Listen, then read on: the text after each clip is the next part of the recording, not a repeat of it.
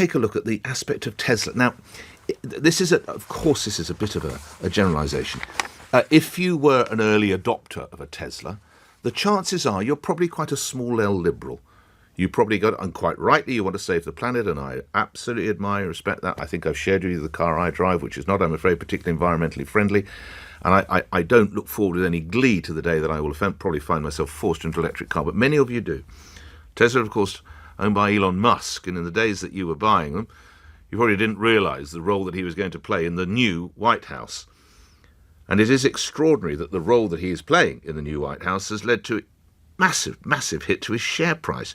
The share price has halved since December. More than 800 billion wiped off the company's value. That shows you just how much it is worth. It is phenomenally worth. Meanwhile, you see, I told you there are a number of stories that are linked. A SpaceX rocket exploded shortly after it was launched from Texas earlier this month, grounding flights and triggering warnings about falling spaceship debris. Again, is Mr. Musk spending too much time racing around with a chainsaw, talking about Doge and taking a chainsaw to bureaucracy and all that? Is he taking care of business with his spaceships and his cars? And Jerusalem now asks Tesla to submit a bid on a tender to provide electric cars for all these states' top officials. A senior Israeli government source has confirmed earlier this week. So, again, if you're small L liberal, you'll certainly have a view of the Middle Eastern conflict, won't you? And it is possible that you might see more of the side of Gaza than you do, and the Palestinians, I should say, than you do for Israel. So is it getting increasingly difficult when you go to your dinner parties, you go to see your children play sport, you do whatever you do, go to the golf club, and you pull up in a Tesla? Problems as the company tanks? Well, they've recruited a pretty prominent salesman. Wow, that's beautiful. Everything's computer. That's beautiful. Can you start it? Should I? This is really amazing. I'm going to buy one. Now, here's the bad news. I'm not allowed to drive because I haven't driven a car in a long time, and I love to drive cars. But I'm going to have it at the White House, and I'm going to let my staff use it. I'm going to let people at the place use it. Wow, is that the smack of desperation I can hear? Oh, my. Can you get me terms? What terms can you get? What if I trade in a golf buggy? How much I get for that? Wow. That was Donald Trump, of course, acting as a salesman with a Tesla outside the White House. To Rory Cellan Jones, unrivaled technology journalist, wrote Always On, Hope and Fear in the Social Smartphone Era. Rory, a company losing $800 billion has got to be worried. What's gone wrong? Morning, Rory. Good morning. Very good to talk to you. Well, the first thing to say is that Tesla shares are still, even after they've halved in value, massively overvalued. They've been pumped up over the years by sheer belief in Elon Musk and his genius. And he is a genius, but a very troubled one, obviously. Clearly. It's not surprising that they've fallen so far, but they're still. I was just having a look this morning at where they stand. They're still, even at this level, worth 20 times what Ford Motor Company is worth. So you are betting that they're worth as much as almost the rest of the motor industry combined. And people have been taking a bet for quite a long time that eventually Tesla will be the motor industry. That's what's implied by the share price. So it's not surprising that they've fallen. And also, what's happened for the first time in a really concerted way is there's been a lot of bad sales news for Tesla, in particular in Europe. You know, sales falling off a cliff in Germany. They've held up a bit here, but partly because a subsidy is coming to an end, a sort of tax break is coming to an end, and people are rushing to get electric cars for that. But across much of the world, Tesla's become a bit of a dirty word. And as you say, with liberal drivers, people who care about climate change, I suppose, it's become a bit embarrassing. People have been selling stickers saying, hey, I bought this before Elon went bonkers.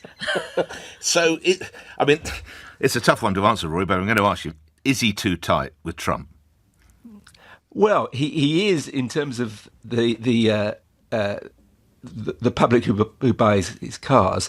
But I think more significantly, he's making people look more closely at the business and not people in the markets there's always been a large constituency that think it's overvalued, but that's been overwhelmed by the sheer sort of exuberance of people who think this guy's a genius and he can do no wrong and he's going to transform the world. You are a Tesla owner. Do you like it? Not as much so I liked my BMW that I had before. When did you get... Why was the BMW superior, actually? I like BMs. The Tesla controls everything for you. You don't really have control yourself. It brakes you, it beeps at you, and it interferes with your driving too much. I like driver's Did cars. you say it brakes? It brakes the car for you. It slows down. It slams on the emergency brake sometimes. Yeah, it does what it wants to do. Yeah. Sorry, does it slam on the emergency brake at the right time, or just because it's... No. Sometimes it'll just slam it on randomly. Yeah. No, No, don't. You're not hammering down the... Where do you... you're not going down by, what's it called, the Silver Cup, that's the pub. You're not coming down by the Silver Cup, are you, suddenly, and they slam the anchors on up there in Harpenden? Yeah, no, it does happen. If someone pulls out and, you've got plenty of space, but it thinks you've got that space. Oh, my God. Yeah. But the worst thing, Nick, the reason I phoned is because over the last couple of weeks, I've actually had people road raging me. I had a lady yesterday on a push bike doing the Nazi salute at me. I'm sorry, I shouldn't laugh, but that's extraordinary that you're attracting this level of anger. And before that, in East Finchley, I was driving along and someone, an old boy in a Honda, sort of stopped in front of me and he wound the window down and he shouted at me. He said, "How's it feel to have a car made by a fascist?" I'm just expecting to come out to it in the morning and have it scratched and... dear. I don't know, and I won't pry whether you've leased or bought it. That's your own financial... I've leased it. You've leased it, okay. Well, so you're probably on a 3-year deal. Are you on a 3-year deal? 3-year deal, yeah. And how many years into the deal are you? 6 months. All right. So in 2.5 years, after you've had more Nazi salutes and various other things thrown at you, would you get back in a Tesla or would you look to BM or what? Never again. No, I'd like us to be 8 Jag next, hopefully. All right. Well, there's poor old Nick driving through the leafy lanes of Liberal Harpenden, enduring that. Graham's in Putney. Are you ashamed of your Tesla? Nick, no.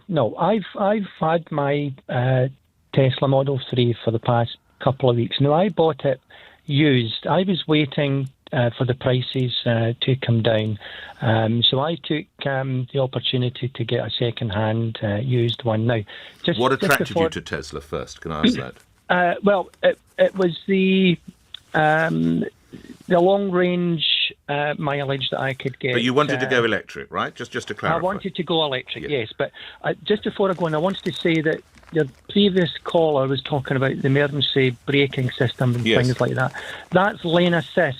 That if you're in the motorway and you go over a white line, you can switch it on for lane assist, and it brings you back in. But does it slam the brakes on? Well, it sometimes. Well, you don't want that. Where are you, Putney? You're heading out on the M3 down to Hampshire. You don't want that. M3, M4, or whatever. But look, the thing is, you can switch that facility on or off, and it's more an alert more than anything else, and a little sort of jolt type thing. But anyway, the thing is, I have no allegiance to Musk or anything that he's doing. It's a car that I'm more focused in. I thought it was a good deal. Yeah, but people are buying bumper stickers saying, "I bought this before Elon or something." I did it. Yeah, well, I wouldn't be doing that. But what I'm aware, which concerns me, is you get some people going out there and they're vandalising Teslas for... Well, that's outrageous, and it's illegal, and people should be arrested. But what would you do if a little old lady got off a bike and made a rude hand gesture at you, or asked you if you were a fascist, or gave you a Nazi salute? I would just shake my head and probably just keep quiet rather than getting into a road rage incident and just sort of move on. But the very fact, and I say again, it's illegal. If it happens, I hope people get nicked. The very fact you've got a concern that someone might key your car, it's got to be a worry. Yeah. Well, that has been worrying since I've had mine, and certainly it's making me on high alert. You know, there is a 360 camera thing that you have on these cars. Is there? Oh, really? Yeah, that sends you a text message if anybody even walks within a foot or so. And does it film the person? It does. It does that, but it flashes and it could beep the horn type thing to alert anybody around, and it captures 360 video and sends you clips just so that you're aware. But I'm very conscious, but I just don't, I just don't get it. All right. Safe driving. Thank you. I just want to read, Marion, I've just asked my daughter who has a Tesla, is she embarrassed? And she says, yes, but Mum, it's a company car. Is that an excuse? Are we going to allow, I'm sure she could have said, can I have a BMW or a Jeep?